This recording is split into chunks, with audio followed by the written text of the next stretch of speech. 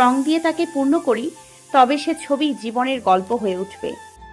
পদ্মর এই সরল অথচ গভীর দার্শনিক কথাগুলো মাহাতকে স্তব্ধ করে দেয়। তাদের চারপাশে ঝর্ণার ধ্বনি, বাতাসের মিষ্টি গন্ধ আর সূর্যের সোনালি আলোয় ভরে ওঠা প্রকৃতি যেন এক অদৃশ্য সাক্ষী হয়ে যায়।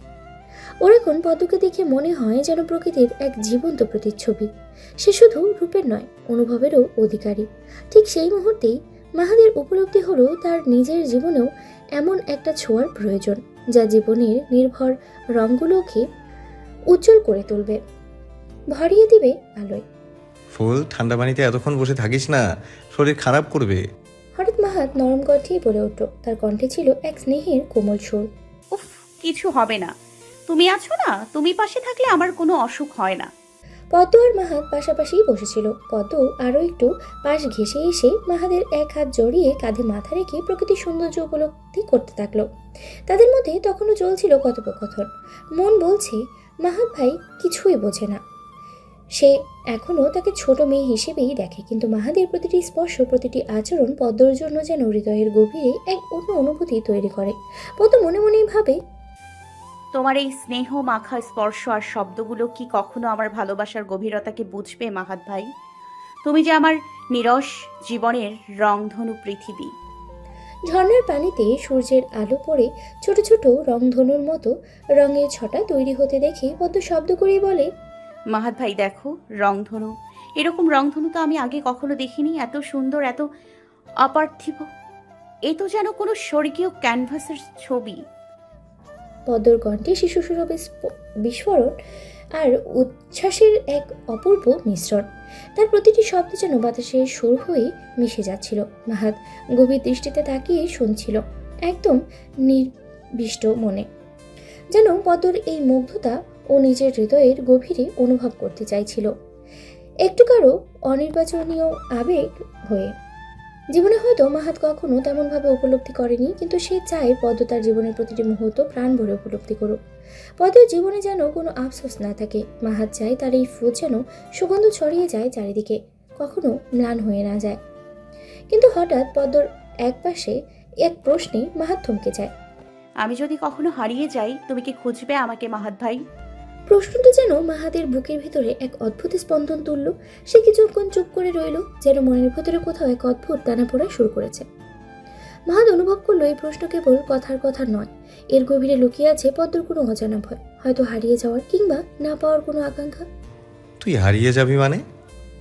মাহাত শান্ত গলায় বলল, কিন্তু তার কণ্ঠে এক ধরনের উদ্বেগ মিশেছিল। পদ্ম হেসে বলল, ধরো যদি কোনোদিন আমি কোথাও অদৃশ্য হয়ে যাই, যেমন গল্পে শুনি কেউ চলে যায় দূরে, খুব দূরে। হঠাৎ পদ্মকে অবাক করে দিয়ে মাহাত দুই হাতে ওকে বুকে জড়িয়ে নিল। জড়িয়ে ধরার সেই দৃঢ়তাই যেন কিছুটা বেশি আবেগ লুকিয়েছিল। পদ্ম মাহাদের বুকের ভিতরে থেকে ভেসে আসা অস্বাভাবিক হৃদস্পন্দনের শব্দ শুনতে পেল কান পেতে। পদ্ম বুঝতে পারল তার হারিয়ে যাওয়া কথাটুকু মাহাদের ভেতরের গভীরে উদ্বেগ তৈরি করেছে। সেই উদ্বেগের মধ্যেই যেন পদ্ম অনুভব করলো এক অসীম মায়া আর ভালোবাসার স্পর্শ তার প্রতি। মাহাদের এই প্রতিক্রিয়ায় পদ্মর মনে এক ধরনের প্রশান্তি ছড়িয়ে পড়ল। কেউ ওকে এভাবে ভালোবাসে, এভাবে আঁকড়ে ধরে রাখতে চায়, এই অনুভূতি যেন পদ্মর মনকে এক অনাবিল সুখে ভরিয়ে তুলল।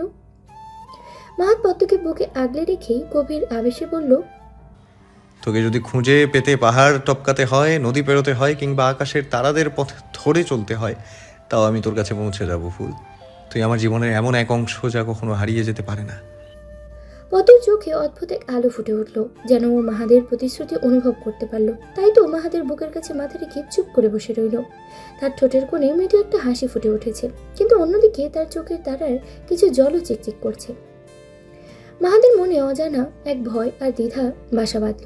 সত্যি কি পদ্ম কিছু ভেবে রেখেছে, নাকি শুধু তার মনেরই খেয়াল?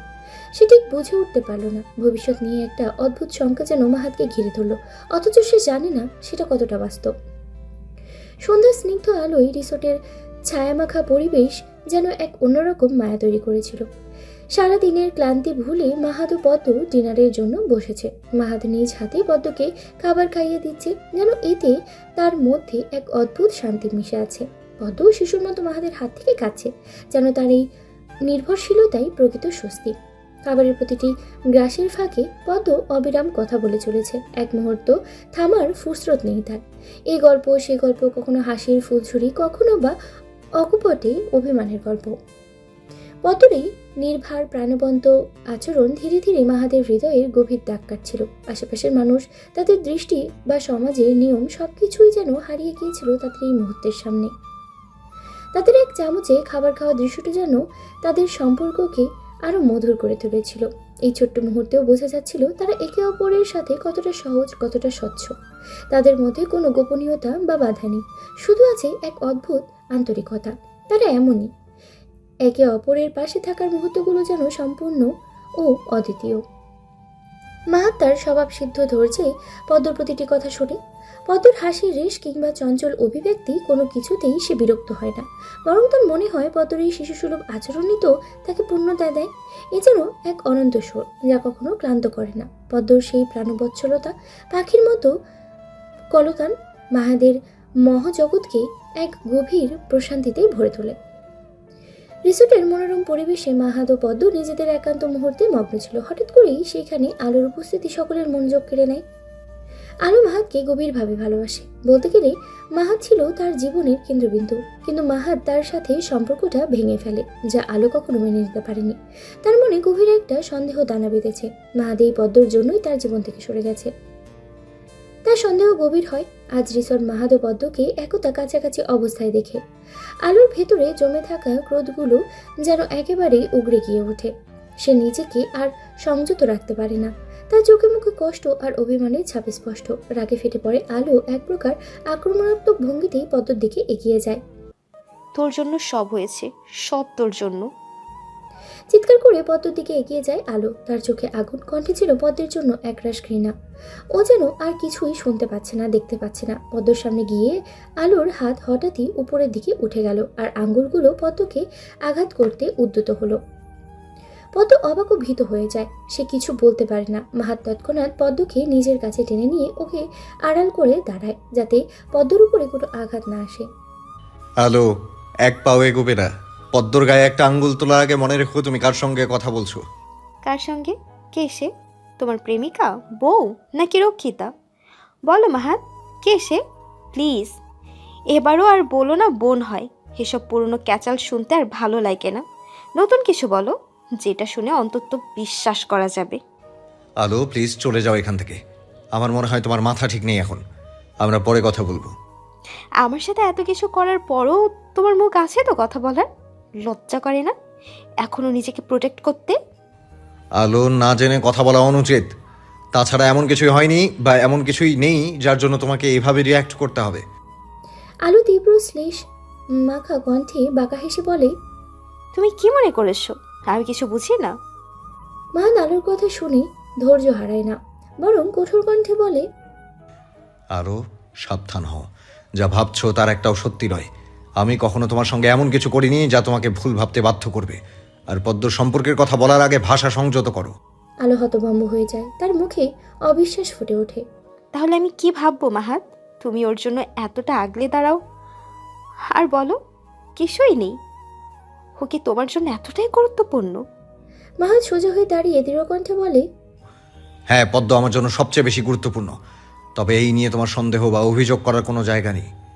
আলোর চোখ রাগে এবং অপমানে ছলছল করে ওঠে। তাহলে আমি কে? আমার জন্য কি জায়গা আছে তোমার জীবনে? মাহাত কঠিন দৃষ্টিতে বলে, আলো, আমি কখনো তোমার সামনে এমন কিছু দেখাইনি বা বলিনি যাতে তুমি আমাদের সম্পর্ক নিয়ে ভুল ধারণা পেতে পারো। আমি তোমাকে বন্ধু হিসেবে শ্রদ্ধা করি, কিন্তু তুমি যদি এর বাইরে কিছু ভেবে থাকো সেটা একান্তই তোমার ভুল। আমার জীবন আর অনুভূতির ওপর তুমি দাবি করতে পারো না। আলো এবার পদ্মর দিকে তীক্ষ্ণ দৃষ্টিতে তাকায়। তাহলে আমার ধারণাই ঠিক, সব কিছুর কেন্দ্রে যে ওই। কেন বারবার এই ছোট মেয়েটার উপর দোষ করছো? কি করেছে ও তোমার? কেন এত বিদ্বেষ ওর জন্য তোমার মনে? আলো কোনো প্রতিবাদ করবে তার পূর্বেই পদ্ম নিজের নরম কণ্ঠে বলার চেষ্টা করে, আলো আপু, তুমি ভুল ভাবছো। আমি কখনো এমন কিছু চাইনি। হাস্যকর। তুমি আসলে কি ভাবছো পদ্ম? এই অভিনয় আর চালাকি দিয়ে সবার চোখে ধুলো দিতে পারবে? তোমার আসল উদ্দেশ্য আমি খুব ভালো করেই বুঝি। পদ্ম আবারও কিছু বলতে যাওয়ার আগেই আলো আরো কঠিন সুরে বলে, তুমি কি জানো তোমাদের এই ঘনিষ্ঠতাগুলো লোকের চোখে কতটা ঘৃণ্য দেখায়? তোমার এই নাটকের মানে কিন্তু সবাই বুঝতে পারে। নিজের জায়গাটা বোঝা উচিত তোমার পদ্ম। মাহাদের কাছ থেকে কি পাওয়ার চেষ্টা করছো তুমি? তার জীবনে ঢোকার জন্য কত নিচে নামতে পারো সেটাই কি দেখাচ্ছ? আশেপাশের মানুষ স্তব্ধ হয়ে যায়। আলোর প্রতিটি শব্দ যেন তীরের মতো পদ্মর দিকে ছুটে আসে। পদ্ম হতভম্ব হয়ে দাঁড়িয়ে থাকে। এরপরও সে থামে না, বরং আলো আরো এক ধাপ এগিয়ে এসে বলে, তুমি যাই করো, মাহাত কখনো তোমার হবে না পদ্ম। এখনো সময় আছে। তোমার এসব চালাকি বন্ধ করো। ভাই বোনের নামে এই নোংরামি বন্ধ করো। ন্যূনতম লজ্জা নেই তোমার, তাই না পদ্ম? আলোর ভাঙা কণ্ঠ আরো ফেটে পড়ার রাগ আশেপাশে থাকা প্রত্যেকের দৃষ্টি আকর্ষণ করে। পাবলিক প্লেসের সভ্যতা ভুলে গিয়ে আলো পদ্ম সম্পর্কে কটূক্তি করতে শুরু করে। মাহাদও হকচকিত হয়ে পড়ে এমন পরিস্থিতিতে। আলোর এই প্রকাশ্যে অপমান পুরো পরিবেশকে অস্বস্তিকর করে তোলে। তার কথাগুলো এতটাই নোংরা আর অবমাননাকর ছিল যে আশেপাশের লোকজনও স্তম্ভিত হয়ে যায়। আলোর বিষাক্ত কথাগুলো যখন পদ্মর কানে যায়, সে প্রথমে হতবাক হয়ে যায়। ও বুঝতে পারে না এমন একটা পরিস্থিতিতে কিভাবে নিজেকে সামলাবে। তার চোখে মুখে স্পষ্ট হয়ে ওঠে দুঃখ আর অপমান। ও কিছু বলতে চায়, কিন্তু তার কণ্ঠ আটকে আসে আজ। মাহাত নিজেও অবাক হয়ে যায়। একটা মানুষ এত নীচ কি করে হতে পারে? ও জানে আলো কষ্ট পেয়েছে, তাই বলে একটা মেয়ে হয়ে অপর একটা মেয়ের সম্পর্কে এমন কুবাক্য কিভাবে বলতে পারে, যেখানে মেয়েটা নিতান্তই ওর হাঁটুর বয়সী। আর তাদের জীবনে যা হয়েছে তা একান্তই তার নিজের সিদ্ধান্ত।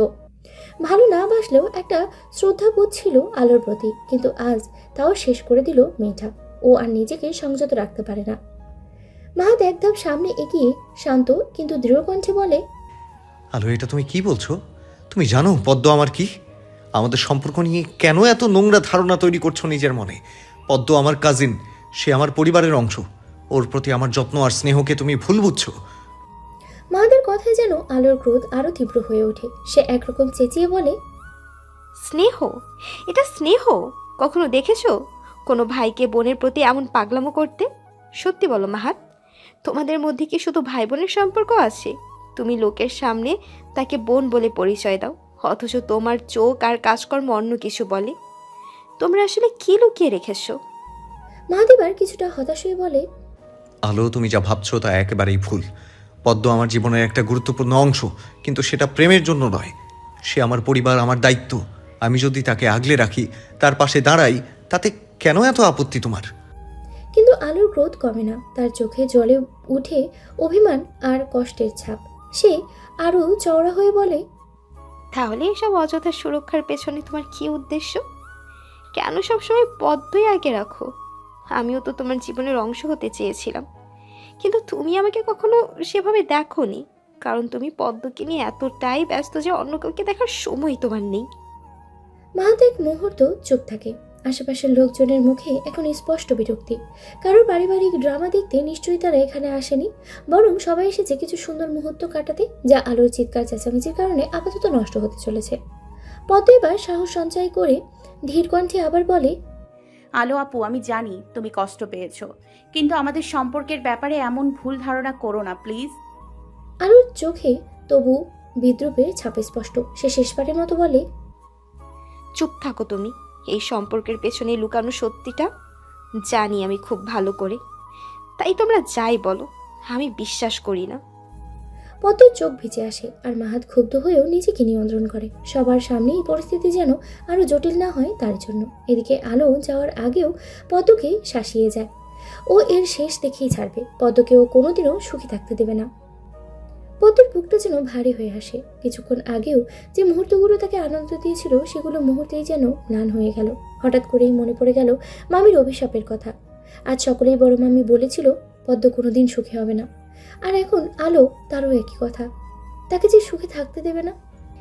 এই কথা শুনে পদ্মর শরীর যেন শূন্য হয়ে আসে। ছোট মনটা এত চাপ আর নিতে পারে না। কেন সবাই তাকে দোষারোপ করে? কেন কেউ বুঝতে চায় না যে ও কিছুই ভুল করেনি? ওর চোখে জল চলে আসে, আর সেগুলো বাধাহীন অঝোর ধারায় গড়িয়ে পড়ে, যেন পৃথিবীর সব কষ্ট এসে ওর মনেই জেঁকে বসেছে। পদ্ম ডুকরে কেঁদে ওঠে। ওর কান্নার শব্দে মাহাত চমকে ওঠে। ও তাড়াতাড়ি পদ্মকে কাছে টেনে নেয়, যেন ওকে এই যন্ত্রণার হাত থেকে বাঁচাতে চায়। কিন্তু মাহাদের মুখে আজ কোনো কথা নেই। কি বলবে পদ্মর মনের কষ্ট কমাবে, তা যেন সে বুঝেই উঠতে পারছে না।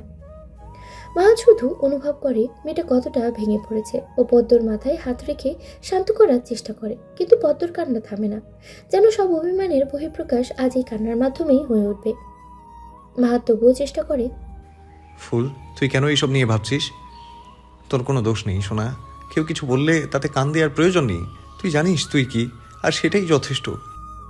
মাহাত অনুভব করতে পারছিল পদ্ম এখনো কাঁপছে। মেয়েটার নিঃশ্বাস ভারী, চোখ দুটো অশ্রু সজল, কিন্তু পদ্ম কিছুই শুনতে পায় না। ওর কান্নার শব্দে মাহাতের কথাগুলো হারিয়ে যায়। এই মুহূর্তে সে শুধু একটা অনুভূতিই রয়েছে, একলা। চারপাশে সবাই যেন তার বিপরীতেই দাঁড়িয়ে আছে। ফুল, আমি তো তোর পাশে আছি সোনা, যে যাই বলুক না কেন। মাহাত আস্তে আস্তে বলল, যেন ওর শব্দগুলো পদ্মর ভেতরে শূন্যতা ভরাট করতে পারে। পদ্ম মাথা নিচু করেই রইল, তার ঠোঁট কাঁপছিল, কিন্তু কোনো শব্দ বের হলো না। তবে মাহাত ওকে ছাড়ে না, বরং নিজের সাথে শক্ত করে ধরে রাখে।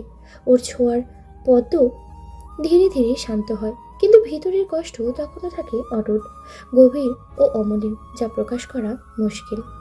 পদ্ম বসে আছে আরশাদের সামনে, মুখে তার রাজ্যের বিরক্তি, চেহারার স্পষ্ট অস্বস্তি, যেমন ইচ্ছের বিরুদ্ধে কোনো অপরিচিত পরিবেশে এসে পড়তে হয়।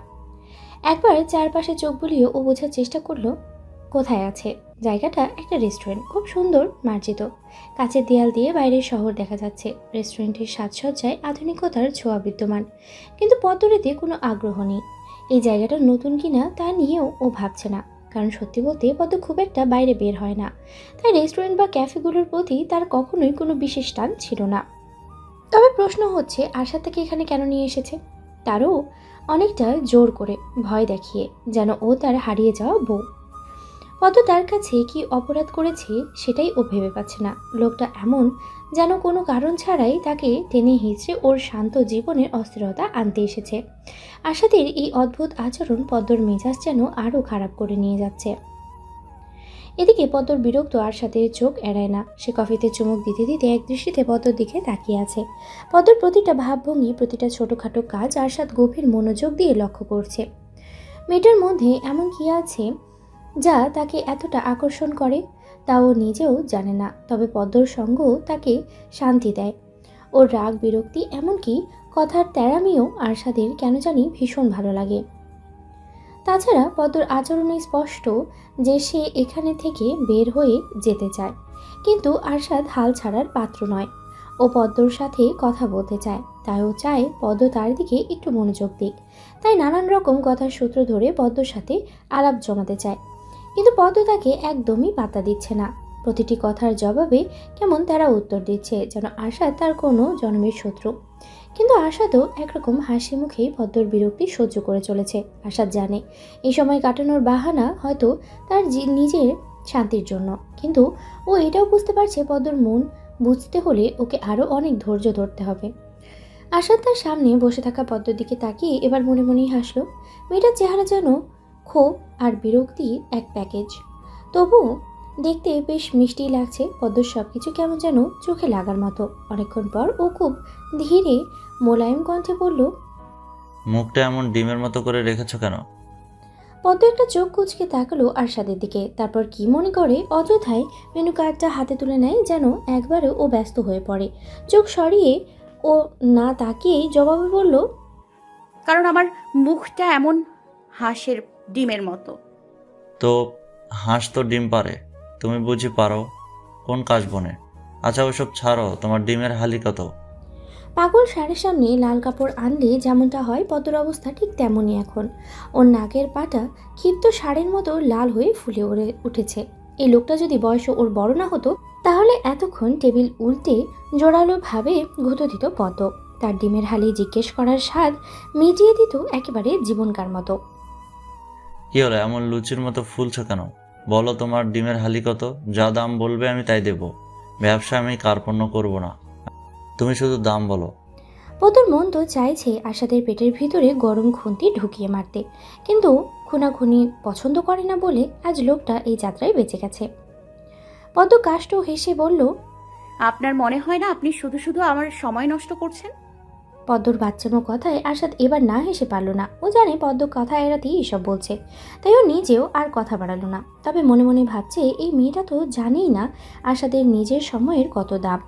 সে আজ এই মেয়েটার সাথে দেখা করতে নিজের আগে থেকে ফিক্সড করা 2টো শ্যুট বাতিল করে দিয়েছে, যার জন্য তাকে হয়তো আগামী দিন কিছু অযোগ্য মানুষের কথাও শুনতে হবে।